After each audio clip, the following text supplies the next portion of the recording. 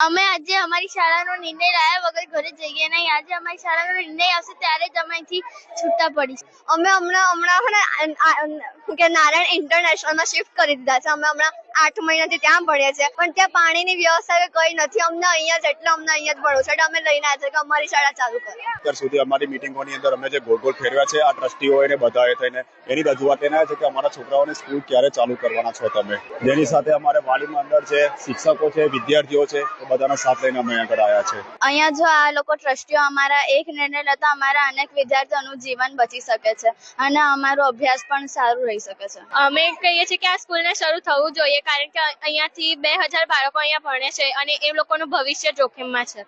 2000 બાળકોનું છે ને ભવિષ્ય સુધરી શકે છે. અને અમે જે સ્કૂલમાં ભણીએ છીએ બીજી નારાયણ ઇન્ટરનેશનલ, ત્યાં કઈ સુવિધા મળતી નથી. વોશરૂમમાં પાણી નથી આવતું અને એમના ઇંગ્લિશ મીડિયમના છોકરાના ડાન્સનો પિરિયડ હોય ને તો એ લોકો ડીજે જોરથી વગાડે છે અને અમને હેરાન કરે છે. અને અમારો જરીક પણ અવાજ આવે ને તો એ લોકો છે ને અમારી ઉપર દાદાગીરી કરે છે. અહીંયા સ્કૂલની અંદર ઓછામાં ઓછા 2000 વિદ્યાર્થીઓ છે, એટલે એ લોકોનું ભવિષ્ય બગડી રહ્યું છે. પણ અમે ચાલુ કરવા માટે વાલીઓ અને ટીચરો બહુ પ્રયત્ન કરીએ છીએ.